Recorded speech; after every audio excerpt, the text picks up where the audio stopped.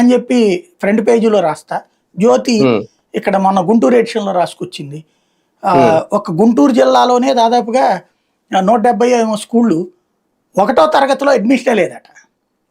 ఉమ్, అంటే ఎట్లా ఉన్నట్టు ఇది మరి బ్యానర్ అదే జగన్ ఉండుంటే ఉమ్, బ్యానర్ ఉండేది ఫ్రంట్ పేజ్, అవును. స్కూళ్ళల్లో ఉమ్, అడ్మిషనే లేదు అన్నటువంటిది. ఉమ్, ఇట్లాగా దాంతో రాసేటప్పుడు కూడా వార్తలో మళ్ళీ ప్రభుత్వం ఉమ్, ఎంతో అద్భుతమైనటువంటి పనులు చేస్తున్నప్పటికీ, ఉమ్, స్కూళ్ళను ఎంతో మెరుగుపరిచినప్పటికీ అడ్మిషన్లు మాత్రం కాకపోవడం, జగన్ టైంలో నాడు నేడు నాశనం చేయడం వల్ల నాడు నేడు ద్వారా స్కూళ్ళు నాశనం అయిపోయినాయట. దానివల్ల పిల్లలు రావట్లేదట. ఉమ్, ఇది వాడు రాసే వార్త. ఉమ్, ఇంత అవును. నీచంగా వక్రీకరించి రాస్తున్నప్పుడు రేపైనా అదే చెప్తారు.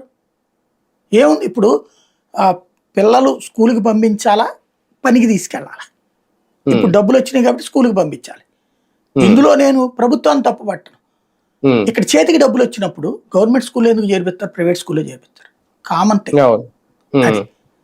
వచ్చింది, ధైర్యం ఉమ్, వచ్చింది కదా, ప్రైవేట్ స్కూల్లో ఉమ్, చేర్పిస్తారు. అందుకని 1వ తరగతి ఇక్కడ ఉండకపోవచ్చు.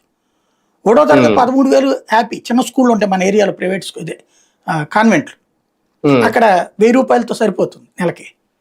అవును. కాబట్టి అక్కడ చేర్చచ్చు ఉమ్, ఉమ్, మేబీ. ఉమ్, అవును.